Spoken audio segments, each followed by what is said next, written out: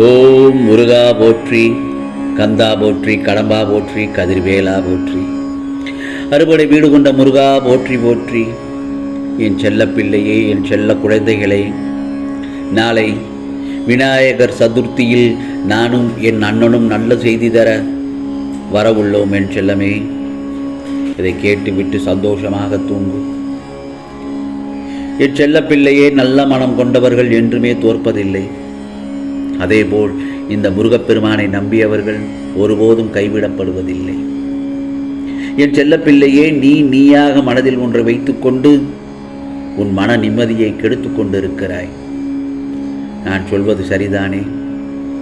அதேபோல் நீ நினைக்கின்ற காரியங்கள் நடக்காமல் போகும் சமயங்களில் மனம் உடைந்து போகிறாய். உனக்கு செய்ய வேண்டியதை தக்க சமயத்தில் செய்வேன். சற்று பொறுமையோடு இரு.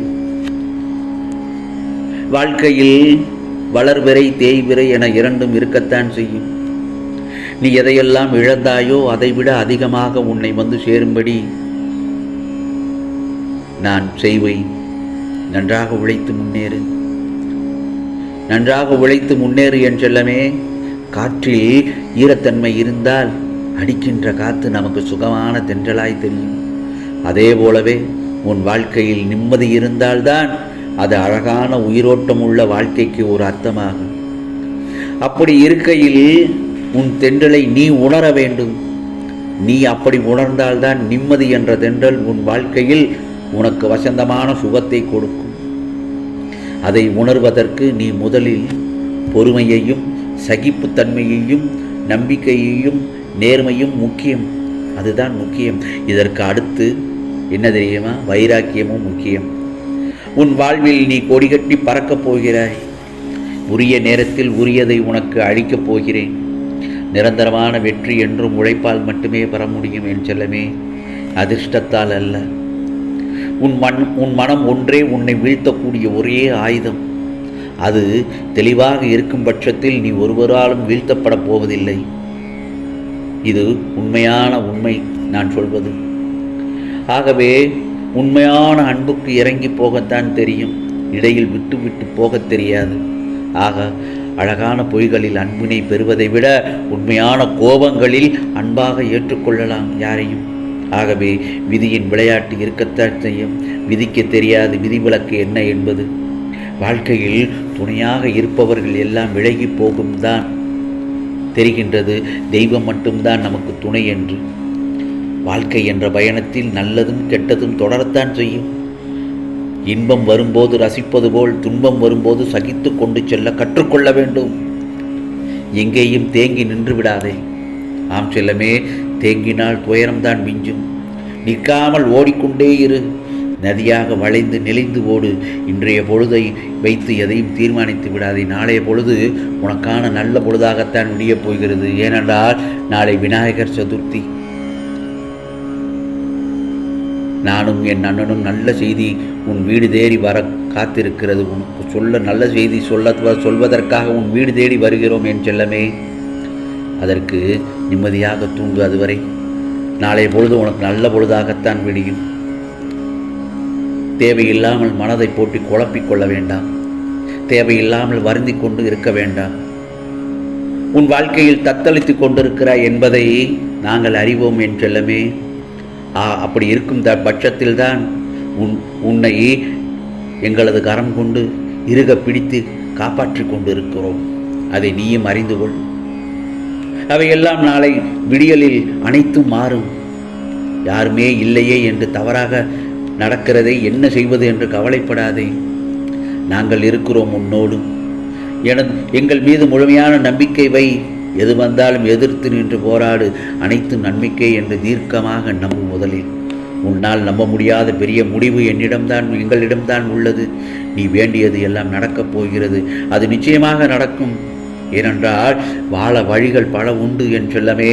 வாழ வழிகள் பல இருக்கிறது. எப்படி தெரியுமா?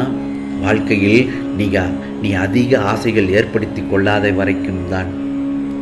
பாதை தெரியாமலேயே நீயும் கண்ணீரோடு பயணிக்கிறாய். அப்படித்தானே? கவலைப்படாதே. உனக்கான சந்தோஷம் கிடைக்கப் போகிறது. உன் கஷ்டங்கள் எல்லாம் கண்ணிமைக்கும் நேரத்தில் விலகப் போகிறது. நீயே ஆச்சரியப்படுவாய். நடக்கும். நிச்சயமாக நடக்கும் என் செல்லமே. அதே நேரத்தில் எல்லாம் முடிந்து விட்டது, காலமும் முடிந்து விட்டது, காலமும் கடந்து விட்டது, இனி வாழ்க்கை, என்னுடைய வாழ்க்கை அவ்வளவுதான் என்று புலம்பிக் கொண்டிருக்கிறாய். ஏன் இந்த புலம்பல்கள்? எனது அன்பு செல்லமே, உன் வாழ்க்கையை நீயே முடிவு செய்துவிட்டால் பிறகு எதற்காக நாங்கள் இருக்கிறோம் என்று வலிகள், வேதனைகள், கஷ்டங்கள், கடன்கள் என புலம்பி திருவதை விட்டுவிட்டு எங்களை மனதில் வைத்து அடிமை எடுத்து வை. இந்த முருகப்பெருமானை நினைத்துக்கொள். கற்களும் முற்களும் இருக்கலாம் வாழ்க்கையில், கவலைப்படாதே. அதெல்லாம் ஒரு நாள் பூவாக மாறும். அப்போது நீ எல்லா வேதனைகளிலிருந்தும் நிச்சயமாக விடுபடுவாய். ஏனென்றால் என் கண்ணுக்குள் என் கண்ணியை வைத்து பாதுகாத்து கொண்டிருக்கிறேன். பிறகு ஏன் கவலைப்படுகிறாய்? எப்படிப்பட்ட பாதுகாப்பில் இருக்கிறாய் என்று முதலில் சந்தோஷப்படு. ஆம் செல்லமே, உன் கோரிக்கைகள் என்றுமே நாங்கள் நிராகரித்தது கிடையாது. நிச்சயம் நிறைவேற்றத்தான் போகிறோம். சிறிது காலதாமதமாகலாம், ஆனால் தப்பாமல் நடக்கும். உனக்கானது நிச்சயமாக நீ நினைக்க முடியாத, யோசிக்க முடியாத, சிந்தித்தும் பார்க்கக்கூட முடியாத மிகப்பெரிய அற்புதத்தை நாளை உன் வாழ்க்கையில் நிச்சயமாக ஆரம்பிக்கும். நாளைய பொழுது உனக்கு நல்ல பொழுதாகத்தான் விடியப் போகிறது. ஆம் செல்லமே, விழுவதெல்லாம் எழுவதற்குத்தானே தவிர அழுவதற்கல்ல. இதோ உனக்கு தேவையான அனைத்தையும் எங்களிடம் கேள். நானும் விநாயகரும் என் அண்ணனும் உன் வீடு தேடிதான் வந்திருக்கிறோம். அதற்கான நிச்சயமாக எங்களிடம் கேட்பதற்கு உனக்கு உரிமை உண்டு. உரிமையாக கேள். பசுவின் கன்றை போல நான் உன்னை மடியில் தாங்குகிறேன் என்பதை மறந்து விடாதே. உன் கவனம் முழுவதும் எங்கள் மீதே இருக்கட்டும். அப்போது உன்னை நான் கவனித்துக் கொள்வேன். ஒன்று தெரியுமா? உன் வீட்டில் உன்னோடு தான் நாங்கள் இருக்கின்றோம். கூடிய விரைவில் மங்களகரமான நிகழ்வு உன் வீட்டில் நடக்கப் போகிறது. ஆகவே மனதை போட்டு குழம்பிக் கொள்ளாமல் நிம்மதியாக தூங்கு.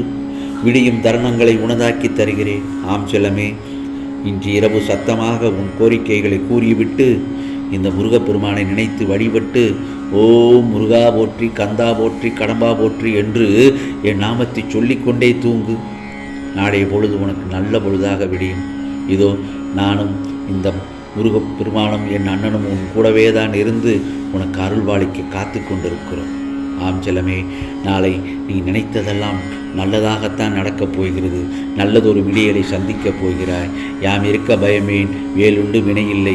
ஓம் முருகா போற்றி, கந்தா போற்றி என்று என் நாமத்தை சொல்லிக்கொண்டு நிம்மதியாக தூங்கு என் செல்லமே. உனக்கானது நிச்சயமாக நல்லது நடக்கும். ஓம் சரவண பவ, ஓம் சரவண பவ, ஓம் சரவண பவ.